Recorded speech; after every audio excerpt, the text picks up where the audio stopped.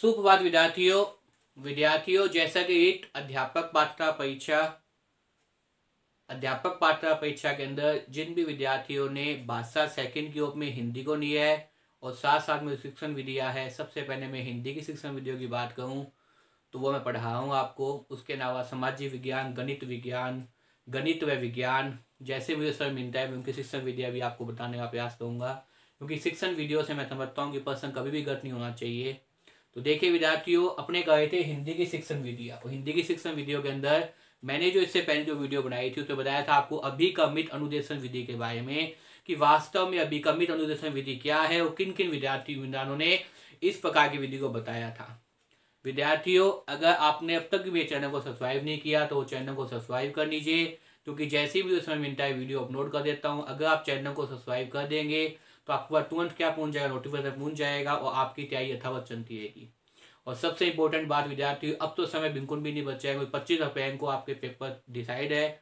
101% आपका पेपर कब होगा? 25 अप्रैल 2021 को होगा। तो 25 अप्रैल का जो दिनांक है, 25 अप्रैल के जो दिन है वो हमारे लिए बहुत महत्वपूर्ण है। तो दिन के बारे में सोचिए और अपनी तैयारियों पर लगे रहिए, खूब याद कीजिए, खूब पढ़िए। देखिए विद्यार्थियों, अगर मेरे द्वारा बनाई वीडियो आपको पसंद आए तो इसे लाइक कीजिए, शेयर कीजिए, कमेंट तो आप करते हैं विद्यार्थियों। तो देखिए विद्यार्थियों, मैंने बताया था आपके सामने अभिक्रमित अनुदेशन विधि। अभिक्रमित अनुदेशन विधि के अंदर अध्यापक क्या करता है? छात्र को विषय वस्तु को छोटे छोटे भागों में बनाकर प्रस्तुत कर देता है, जिसके बाद में छात्र क्या करता है? उस विषय वस्तु को अपनी स्वप्रेरणा और स्व उद्देश्य के द्वारा से क्या है, अध्यापक उसे सिखाने का प्रयास करता है। सबसे पहले 5वीं शताब्दी पे इस प्रकार की जो विधि थी उस पर किसने सोचा था? सुकरात ने सोचा था। उसके बाद 20वीं शताब्दी के प्रारंभ में किसने सोचा? थॉर्नडाइक ने। और 20वीं शताब्दी के अंदर ही एक विद्वान हुए थे डॉक्टर पेसे।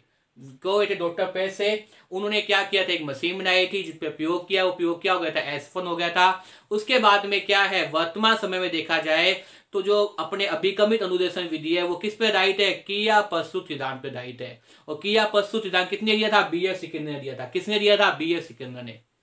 विद्यार्थियों, अभिक्रमित अनुदेशन विधि एक ऐसी है जिसमें से बहुत बार पेपर में प्रश्न आया हुआ है, इसलिए इस प्रकार के मेथड को याद कर लीजिए। बार बार जब आप सोचेंगे, सबसे पहले सुकरात 5वीं शताब्दी, उसके बाद थॉर्नडाइक 20वीं शताब्दी के प्रारंभ में, फिर एक अमेरिकी विद्वान हुए थे, वो कौन थे? डॉक्टर पेसे। उन्होंने मशीन बनाई थी, मशीन खराब हो गई थी। उसके बाद जो विद्वान हुए थे वो कौन थे? वो आपके सामने वर्तमान में कौन है? आपके सामने B.S. स्किनर है। B.S. स्किनर सिद्धांत कौन सा है? क्रिया प्रस्तुत सिद्धांत। इस पे कौन सी विधि रही थे? अभिक्रमित अनुदेशन विधि।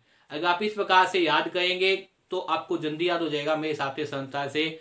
और मेरे द्वारा बनाई वीडियो का प्रयास यही होता है, जब भी मैं वो वीडियो तैयार करता हूँ उसका यही होता है कि जो भी विद्यार्थी मेरे द्वारा बनाई वीडियो को देखे वो साथ साथ में याद भी करता है। मेरा कोई उद्देश्य नोट करने का नहीं होता, मेरा उद्देश्य है कि आपको याद हो साथ साथ में। तो इस प्रकार से आप याद करेंगे। सबसे पहले सुकरात के बाद में कौन थे? 5वीं शताब्दी में। 20वीं शताब्दी में थॉर्नडाइक, प्रारंभ के अंदर 20वीं शताब्दी में विद्वान डॉक्टर पेसे। उसके बाद में वर्तमान में कौन है? B.S. स्किनर की सिद्धांत कौन सा है? क्रिया प्रस्तुत सिद्धांत पे कौन आधारित है? अभिक्रमित अनुदेशन विधि। उसके बाद देखिए विद्यार्थियों, यहां तक मैं बता चुका था आपको। उसके बाद देखिए विद्यार्थियों, वर्तमान में अभिक्रमित अनुदेशन क्रिया प्रस्तुत विधि सिद्धांत, वर्तमान में अभिक्रमित अनुदेशन क्रिया प्रस्तुत सिद्धांत पर आधारित है। वर्तमान में क्या है? अभिक्रमित अनुदेशन विधि। वर्तमान समय में अभिक्रमित अनुदेशन विधि किस सिद्धांत पर आधारित है? क्रिया प्रस्तुत सिद्धांत पर आधारित है। और क्रिया प्रस्तुत सिद्धांत किसने दिया था? B.S. स्किनर ने। किसने दिया विद्यार्थियों? B.S. स्किनर ने। B.S. स्किनर ने अपने मित्र हार्नेड के साथ मिलकर सबसे पहले एक ही अभिक्रमित अनुदेशन किया था। B.S. स्किनर ने क्या किया था? अपने मित्र, B.S. स्किनर का भी एक मित्र था, उस मित्र का नाम क्या था? हार्नेड। B.S. स्किनर के मित्र का नाम क्या था भाई? ये किसका मित्र था? B.S. स्किनर का। तो ये नाम भी याद रखिए। B.S. स्किनर मित्र का नाम क्या था? हार्नेड। B.S. स्किनर ने अपने मित्र हार्नेड के साथ मिलकर सबसे पहले एक ही अभिक्रमित अनुदेशन दिया। सबसे पहले क्या दिया? एक ही अभिक्रमित अनुदेशन विधि। सबसे पहले क्या दिया? एक ही अभिक्रमित अनुदेशन। सबसे पहले क्या दिया? एक ही। इन दोनों ने क्या किया अभी? सबसे पहले इन दोनों ने मिलकर क्या दिया आपके सामने? एक ही।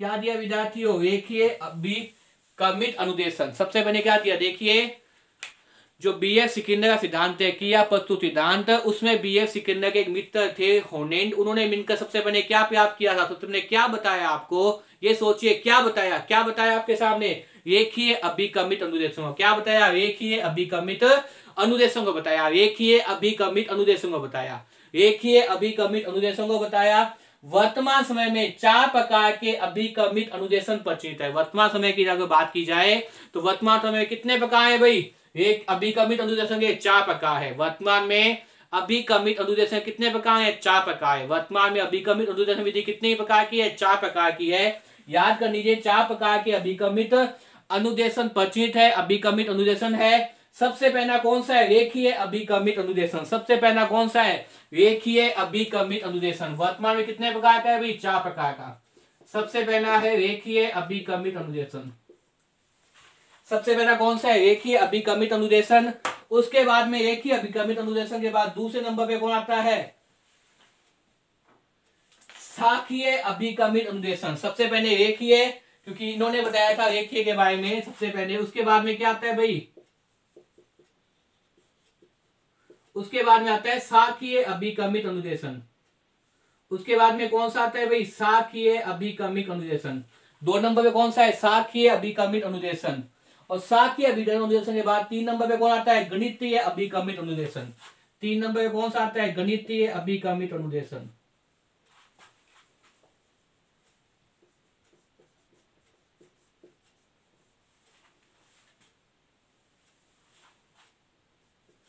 गणितीय अभिकमित अनुदेशन, गणितीय अभिकमित अनुदेशन। 3 नंबर पे कौन सा आता है, गणितीय अभिकमित अनुदेशन। और अंतिम में कौन है भाई, अंतिम में है कंप्यूटिकट।